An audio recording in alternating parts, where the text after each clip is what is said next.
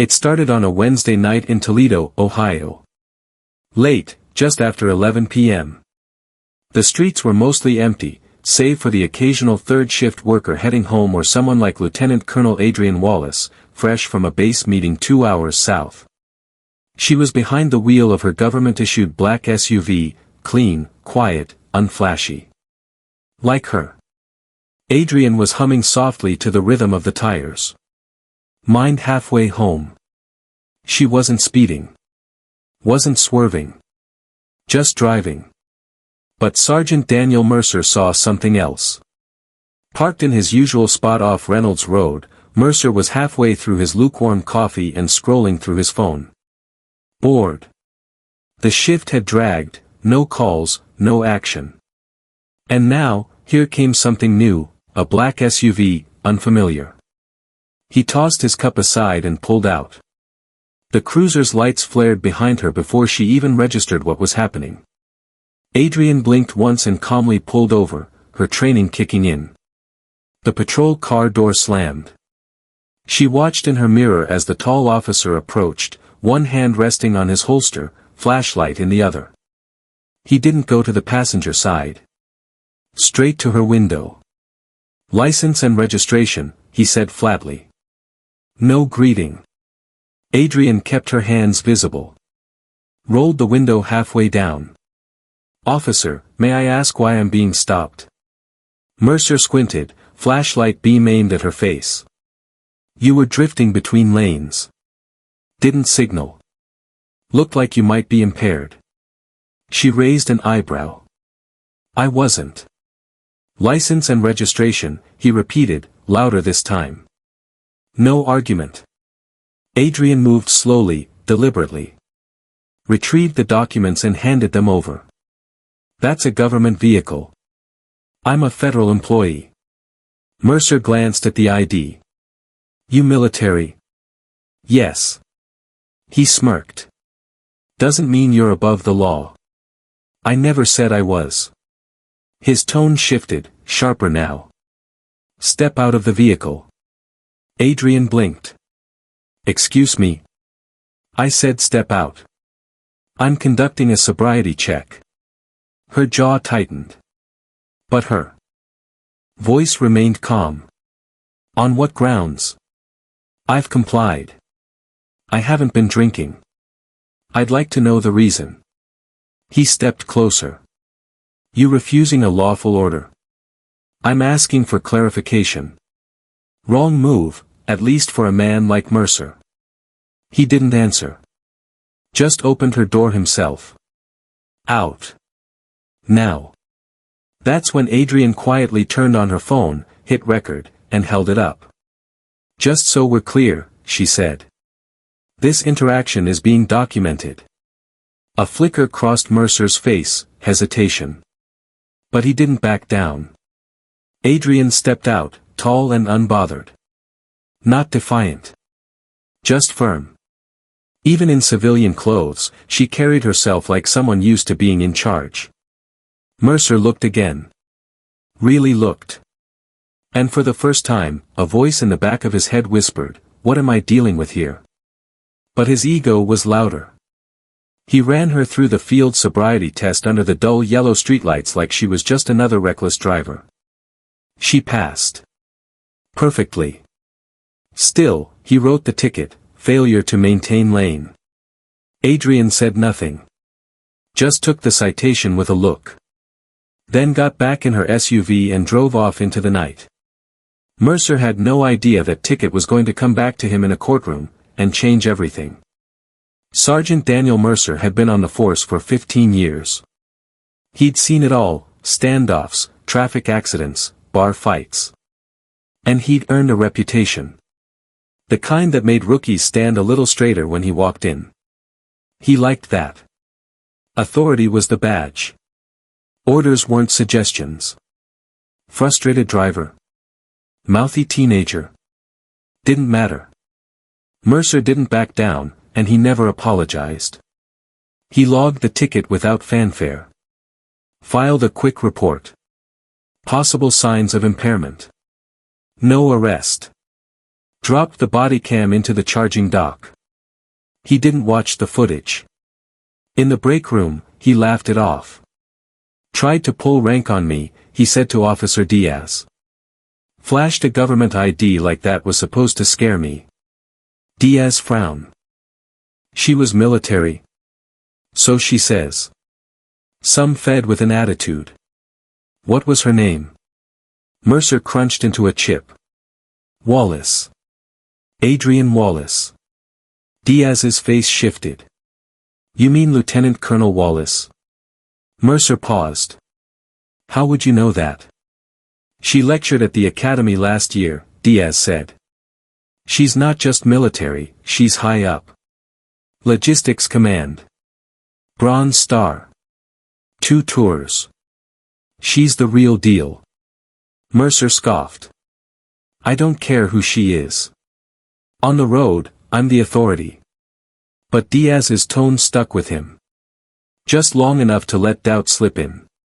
A whisper. A warning. Still, Mercer didn't go back to review the stop. Didn't check the footage. In his mind, it was over. But it wasn't.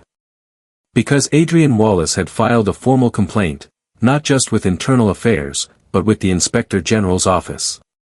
Her personal legal team had the video. So did Military Command. Mercer didn't know any of this. Not yet. He was still barking at traffic stops, strutting through the precinct like a man untouchable. Because for years, he had been. The system had insulated him. Complaints had been buried. Union reps had shut things down. But now, he'd pulled the wrong woman over. One who didn't fight. Didn't flinch. Just documented everything. And knew exactly which office to call. Back at Fort Wayne, Adrienne Wallace sat in her office, staring at her screen. She hadn't slept much. Not because she was angry, though she was. It was the replay. The pattern. The memory of how calm she'd had to stay, how careful she'd had to be. Not for her sake. But for every young soldier she mentored. Every civilian she'd seen mistreated. Every woman, especially every black woman, who'd swallowed their dignity just to survive a power trip in a uniform. She wasn't doing that anymore. And this time, she had receipts. The fluorescent lights hum low. Adrienne Wallace sits still behind her desk, eyes locked on her screen.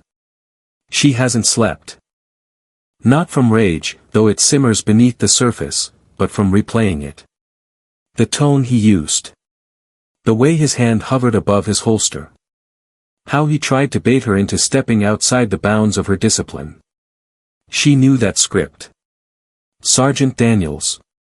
Softly, at the door. You good, ma'am?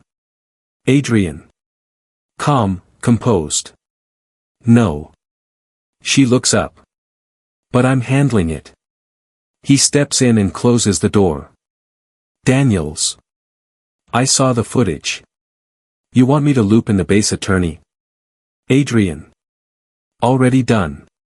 He hesitates. Daniels. You sure you want this going public? Adrienne. I don't want headlines. Slight pause. I want accountability. She means it. Because this wasn't just about her.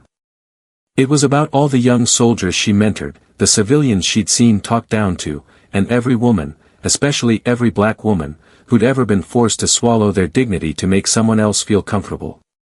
Not this time. She made the calls, to JAG, to the Inspector General, and handed over the footage. No embellishments. No drama. Just facts. With receipts. By the end of the week, the story was circulating. Quietly, but steadily. Military legal circles. Command whisper networks. The Department of Justice had been pinged. So had the Office of Civil Rights. Adrienne didn't stop her duties. She didn't parade it around the base. But behind the scenes, she and her lawyer were preparing. Because this wasn't just misconduct. This was a federal violation. A government official detained without probable cause. The kind of thing that doesn't just disappear with an apology. EXT, police station parking lot, day.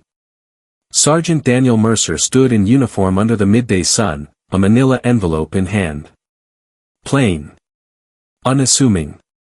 But when he tore it open and saw the court seal, his stomach turned. Insert, court document. Plaintiff, Lieutenant Colonel Adrienne Wallace. Civil rights violation. Unlawful detainment. Abuse of authority. He blinked. Then laughed. Mercer. No way this sticks. Int. Precinct, Captain's office, later. Captain Dan Reading shut the door behind Mercer.